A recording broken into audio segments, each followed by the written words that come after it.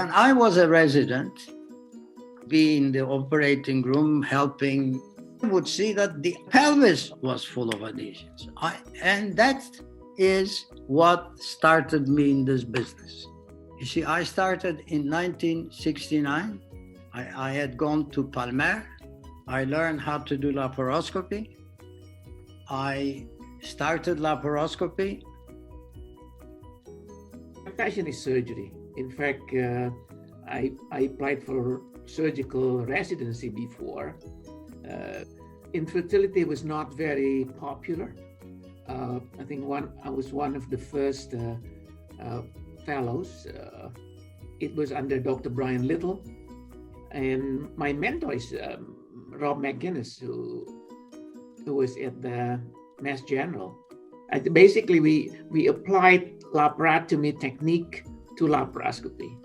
And I look up at Victor Gomel, although I've never worked under him, but he was one of the first doing that. Patrick Steptoe certainly was an inspiration. Patrick had so many failures early on before his first success that a lesser person would have given up the quest. But he was persistent, and he kept at it, and he was truly an inspiration. He was a giant. Patrick learned from Palmer. Mel Cohen, who taught me, learned from Patrick. So that's my lineage from there through Palmer, Steptoe, Cohen. So I can tell you the sequence of what happened. Women wanted methods of sterilization that were easy, that could be done as an outpatient procedure and home the same night. So that I think what drove laparoscopy in the very beginning was so-called Band-Aid sterilization. It is in the year 72, 73, the start of the laparoscopy, and we did the first laparoscopy. But from the moment that we start to do surgery by laparoscopy, a lot of new options came available all together, and we were able to do it easily. And I guess that the technique improved by itself by the use of the gynecologist. We start with the small lesions, and then we were more and more and more confident, so that most of the endoscopists from my generation, they start with a logical learning curve, step by step. We did the first laparoscopy, and the laparoscopy was used in Amsterdam only to coagulate the fallopian tube. And then what came along, of course, was easier access to intra-abdominal pathology, ovarian cysts, ectopic pregnancies, and all those more involved procedures followed. But what drove laparoscopy in the beginning was not a procedure to enhance fertility, but the opposite. And when I start to vaporize the small lesions of endometriose, I was so happy. Lesions of 2 or 3 millimeters. Oh, fantastic. We ignore when we start what was possible to do it.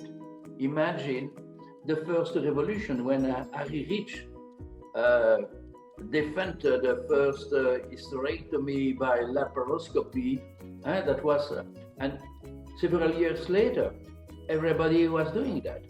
I remember the furor that erupted when the first laparoscopic treatment for ectopic pregnancy was done. I mean, that was just, sort of malpractice. I was thought of being absolute malpractice. And little by little, there was acceptance. In fact, I know that the abdominal surgeon will be not happy with that. But the laparoscopic surgery was invented by gynecologists. We have been doing laparoscopy before the surgeon, tumor ligation, this and that. So we just expanded. And when we first started, we were still looking.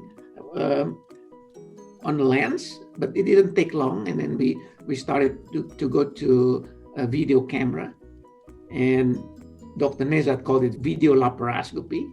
And I remember this, all the pioneers in endoscopy, they start to look at, and at the end of the day, the result was horrible.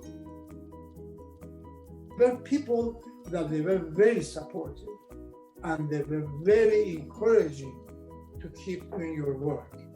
And that in the past, it was Dr.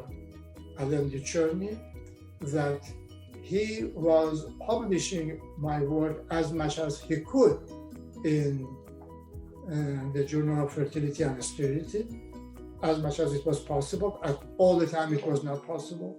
And that is where I started developing video-assisted endoscopy, and there was nothing available. So I used to borrow big old video cameras, hang it to the ceiling. And I saw that it is possible to do it, but the technology was not there.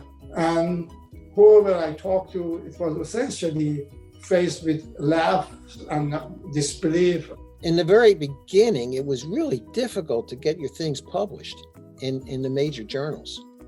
I remember it took 5 or 6 years, and whenever I sent the paper for publication, they didn't accept it. And one of them said, well, you are advocating a dangerous technique. And it wasn't dangerous, and it finally was proven to be a good alternative to open surgery for a lot of issues.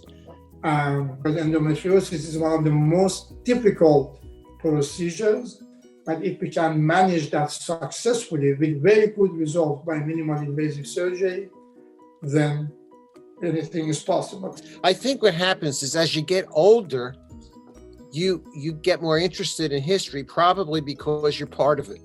I should be very humble. And I say there were, in the past century, some surgeons were also big pioneers. So there are these lines, these lineage of we stand on the shoulders of our predecessors, many of us do in large part.